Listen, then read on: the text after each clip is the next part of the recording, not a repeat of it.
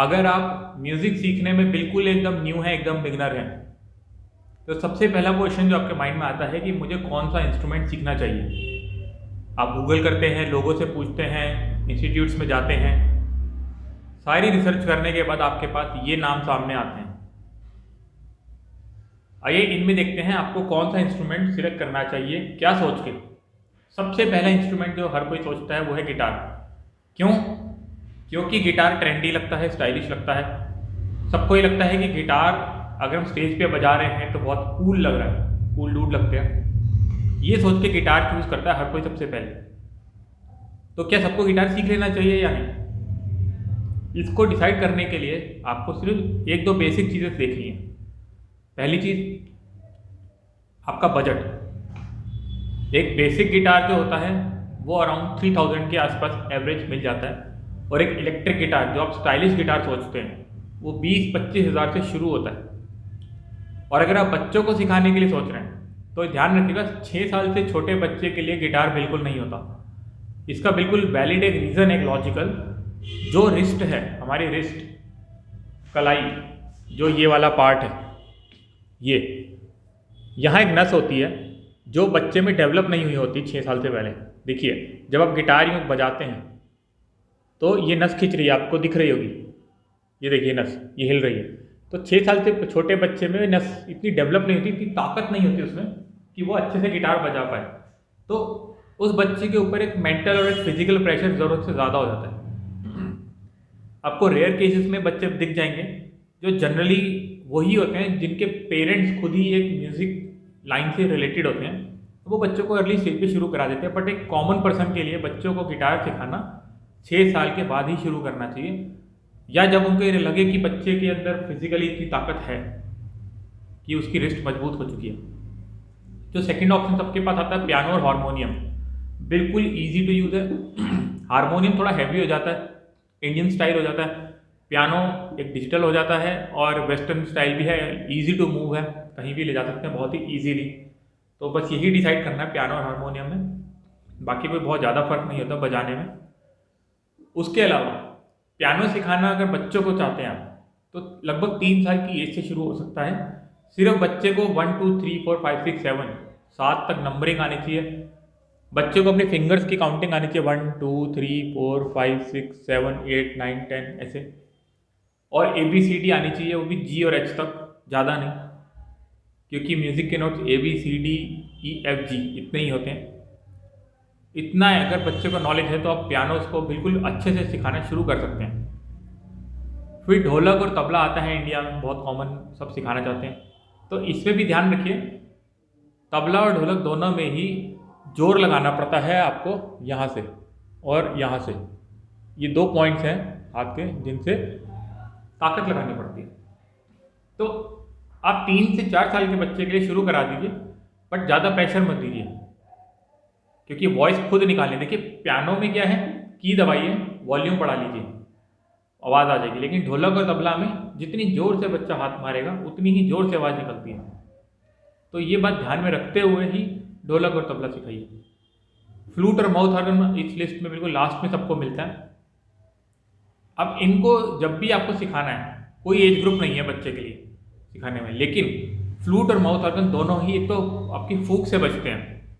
तो आप देख लीजिएगा कि फेफड़े, लंग्स स्ट्रांग हो बच्चे के। जो बच्चा अगर थक जाता है जल्दी, उसको आप फ्लूट अगर दे रहे हैं, वो प्रेशर में आ जाएगा। अगर आपको खुद भी मान लीजिए कोई, अगर आप बड़े हैं, अस्थमा के इश्यूज़ हैं या कोई ऐसे प्रॉब्लम्स हैं, तो फ्लूट और माउथ ऑर्गन थोड़े से टफ हो जाते हैं। उसके अलावा फ्लूट और माउथ ऑर्गन में एक बड़ा प्रॉब्लम ये है, जब आप वो बजाएंगे तो आपको दिखता नहीं है कि आप क्या बजा रहे हैं। गिटार में आप देख सकते हैं, शुरुआत में आसानी होती है। पियानो, हारमोनियम में आप देख सकते हैं कि आप क्या बजा रहे हैं। ढोलक और तबला भी दिखता है, लेकिन फ्लूट और माउथ ऑर्गन जब आप बजाएंगे तो दिखेगा नहीं कि बजाना क्या है। इसलिए फ्लूट और माउथ ऑर्गन बिल्कुल लास्ट में रखिए, अभी नहीं। इसलिए प्रेफरेंस मत दीजिए इनको, हालांकि बहुत सस्ता ऑप्शन है। फ्लूट तो 15 रुपये से शुरू हो जाती है, माउथ ऑर्गन अराउंड 200-400 रुपये से शुरू हो जाते हैं। तो ये कंसिडर करते हुए मेरी पर्सनल सलाह से तो पियानो ही बेस्ट रहता है ओवरऑल। आइए अब हम पियानो के बारे में देखते हैं कि पियानो सीखना हो तो और क्या क्या क्वेश्चन हमारे दिमाग में आते हैं। अब जब आपने ये डिसाइड कर लिया कि आपको पियानो ही सीखना है, तो अगले क्वेश्चन आते हैं, कौन सा पियानो सीखना है। इस पर आप बड़ी रिसर्च करते हैं गूगल पे। तो आइए उसका एक बड़ा सिंपल सा तरीका देखते हैं, कैसे लेना चाहिए पियानो, क्या देखना चाहिए। सबसे पहली चीज़ जो आप कॉमन मिस्टेक लोग करते हैं, कैसियो लेना है। तो एक कैसियो नहीं होता, कैसियो तो एक कंपनी है जो डिजिटल कीबोर्ड्स बनाती है। लोग पियानो कीबोर्ड को ही कैसियो बोलने लग जाते हैं। कैसियो कंपनी तो कैलकुलेटर भी बनाती है, वॉचेस भी बनाती है। तो हमें पियानो कीबोर्ड लेना है। जो डिजिटल आपका पियानो है उसको बोलते हैं पियानो कीबोर्ड। सेकंड चीज़, उसका साइज़ कितना बड़ा हो। तो साइज़ की सिलेक्शन होती है उसके नंबर ऑफ कीज। जो ब्लैक और वाइट कलर की कीज़ होती हैं उनकी काउंटिंग होती है पियानो में। 32 कीज़ होती हैं, 44, 88, 104, इससे ज़्यादा और इससे कम भी होते हैं। तो आपको बिगिनिंग में कौन सा लेना चाहिए। तो देखिए, बड़े पियानो शुरुआत में मत लीजिए। आप छोटे 32 या 44 में एनफ है। मैं खुद 44 वाला ही यूज़ करता हूँ। इसमें आपके लगभग basic beginner level, intermediate level में सब कुछ सीख सकते हैं 44 कीज़ से। आप जितनी भी ज़्यादा कीज़ ले लीजिए, यूज़ नहीं होंगी, फ़ायदा नहीं है, ठीक है ना। तो नंबर ऑफ़ कीज़ आपकी 44 मोर देन एनफ है शुरुआत में सीखने के लिए, बिगिनर के लिए, चाहे आप छोटे हैं, बच्चे हैं या बड़े हैं। फिर साइज़ कितना बड़ा होना चाहिए, पियानो कितने बड़ा लेना है। तो देखिए वो आपके घर के स्पेस के हिसाब से है और वेट कितना है। जितना भारी लेंगे उसको संभालना उतना ही मुश्किल हो जाता है, इसलिए लाइट वेट लीजिए। कैसियो का जो पियानो कीबोर्ड है एवरेज 3000 रुपये तक में आ जाते हैं बहुत सारे। कोई भी मॉडल ले लीजिए, कोई फ़र्क नहीं पड़ता। फिर आता है स्टैंड। क्या उसका स्टैंड इतना ज़रूरी है? नहीं, बिल्कुल ज़रूरी नहीं है। आपको सिर्फ पियानो ऐसी जगह पे रखना है जो आपकी फिजिकल हाइट से बराबर आ जाए, कि आपको ना झुकना पड़े ना ज़्यादा ऊपर करना पड़े हाथ। बस आपकी हाइट के अकॉर्डिंग स्टैंड होना चाहिए। इतना स्टैंड चाहे आप किसी टेबल पे रख लीजिए, ज़रूरी नहीं कि आपको स्टैंड ही लेना है। फिर आते हैं पियानो के टाइप्स। अब पियानो बहुत अलग अलग तरीके के होते हैं। Weighted keys, hammer keys, acoustics, digital, इन सब लफड़ों में आपको इन बिगिनर लेवल पे नहीं पढ़ना। आपको सिंपली एक पियानो लेना है, डिजिटल पियानो, जिसको पियानो कीबोर्ड बोलते हैं, मार्केट में जाके, और बस इससे शुरू करिए। आप जब शुरू करेंगे आपको बजाना आ जाएगा, अपने आप ये सब चीज़ें नॉलेज होने लग जाएंगी, फालतू में कन्फ्यूज़न नहीं होगी कोई भी। उसके अलावा और बड़ी सारी चीज़ें आ जाती हैं, छोटे छोटे क्वेश्चन सबके आते हैं कि म्यूज़िक कौन सा सीखना है, इंडियन या वेस्टर्न। तो देखिए दोनों ही अच्छे हैं।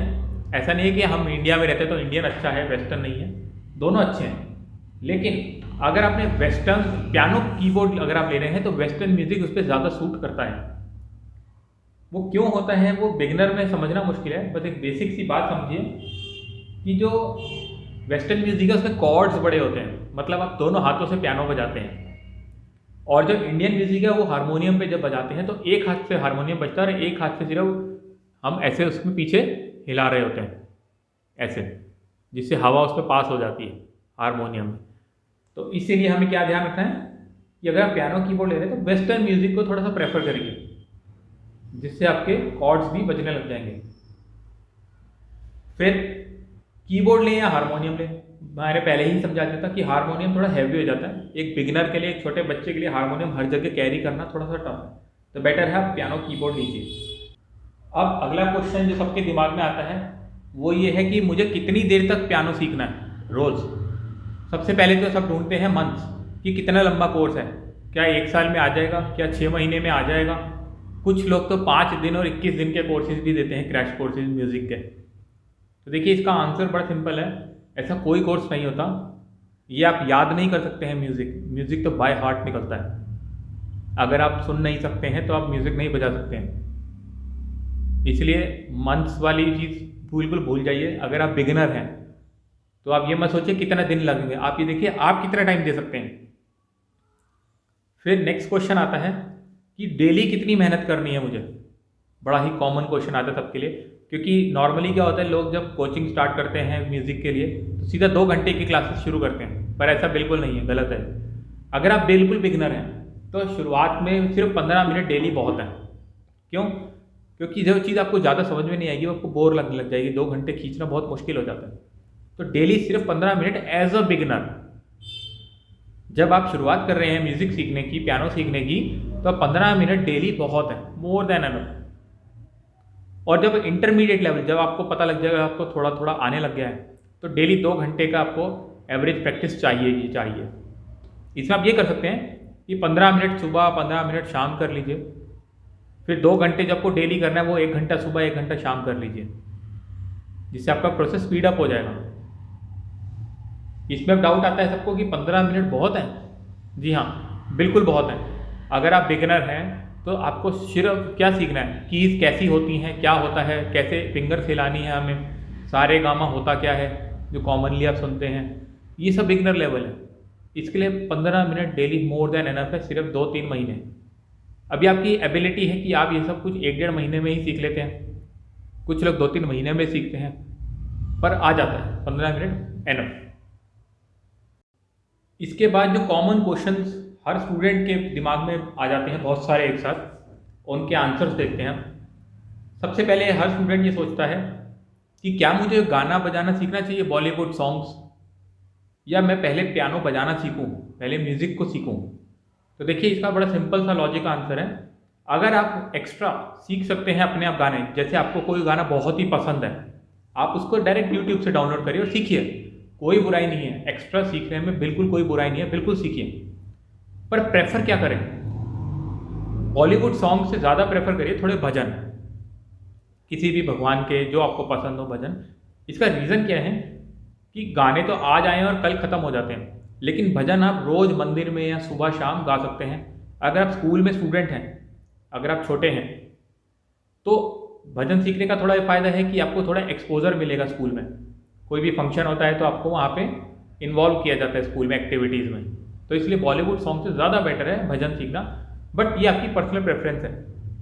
फिर अगला क्वेश्चन दिमाग में आता है, क्या मैं खुद भी सीख सकता हूँ यूट्यूब से, या ऐप्स आ गई हैं आजकल बहुत, या मुझे टीचर की ज़रूरत है। तो देखिए बिगिनर लेवल में अपने आप बिल्कुल सीख सकते हैं, बिल्कुल कोई दिक्कत नहीं होती है। आप चाहे किसी यूट्यूब से सीखिए, चाहे आप किसी ऐप से सीखिए, आपको बिल्कुल अपने आप बेसिक लेवल आ सकता है, बिगिनर लेवल आ सकता है, और सीखने वाले तो इंटरमीडिएट लेवल तक भी पहुंच जाते हैं बहुत ही अच्छे से, बिल्कुल कोई दिक्कत नहीं होती है। आपको टीचर की ऐसी खास ज़रूरत नहीं होती है, प्रोवाइडेड आप अपने आप मेहनत करें। अगर आप अपने आप एक्शन ओरिएंटेड हैं, ये नहीं कि आपने आलस कर दिया, बीच में छोड़ दिया। फिर अगली चीज़, क्या मुझे म्यूज़िक नोट सीखने चाहिए? म्यूज़िक नोट क्या होते हैं? जो राइटिंग, म्यूज़िक को लिखने का भी एक तरीका होता है, म्यूज़िक नोट्स, क्या वो सीखना चाहिए या नहीं? तो देखिए अगर आप सीख सकते हैं, आपके पास टाइम है, तो ज़रूर सीखिए। क्यों? क्योंकि अगर आप म्यूज़िक नोट सीखेंगे तो आप कोई भी गाना बजा सकते हैं धीरे धीरे। जितनी जल्दी शुरू करेंगे उतना ही जल्दी आप इस लाइन में आगे बढ़ जाते हैं, पर ये बिल्कुल ज़रूरी नहीं है। अगर आप म्यूज़िक नोट नहीं भी पढ़ते हैं, नहीं भी सीखते हैं, तो भी आप बिगिनर और इंटरमीडिएट लेवल आराम से क्रॉस कर सकते हैं। क्या मुझे गाना भी ज़रूरी है? क्या मेरी आवाज़ अच्छी होनी चाहिए? बिल्कुल भी नहीं। आप बजाना और गाना दो अलग अलग चीज़ें हैं। अगर आपकी आवाज़ ख़राब है, आपको लगता है कि आवाज़ बहुत ख़राब है, जनरली सबको ये लगता है कि मेरी लुक्स भी ख़राब है और मेरी आवाज़ भी ख़राब है, पर ऐसा नहीं होता। फिर भी अगर आप कॉन्फिडेंस नहीं है आपको, तो कोई ज़रूरी नहीं है आप सिंगिंग करें। लेकिन अगर आप अकेले हैं, अगर आप सबके सामने नहीं गाना चाहते हैं, तो अकेले में जैसे मर्जी गुनगुनाइए, क्योंकि इससे आपकी आवाज़, आपका गला खुलेगा, या जो शब्द हैं, जो स्वर हैं आपके गले में बैठेंगे, आपके दिल में बैठ जाएंगे, दिमाग में बस जाएंगे, तो आपको आसानी रहेगी। पर अगर आप ये सोचें कि मैं किशोर कुमार की तरह गाना चाहता हूँ, लता मंगेशकर की तरह गाना चाहती हूँ, तो ऐसा कोई ज़रूरी नहीं है। इनफैक्ट बिगिनर लेवल में जब आप सीखते हैं तो मोस्टली चीज़ें सब क्या होती हैं, ख़राब आवाज़ में ही होती है, क्योंकि आप बजाना सीख रहे हैं, आप गाना नहीं सीख रहे। उसके अलावा एक्सरसाइजेज, जी हाँ, फिजिकल एक्सरसाइजेज म्यूज़िक में बिल्कुल होती हैं, बहुत सारी होती हैं, और ये हम बिल्कुल सीखेंगे सारी। हर चैप्टर में जहाँ जहाँ ज़रूरी है एक्सरसाइजेज बताई जाएंगी।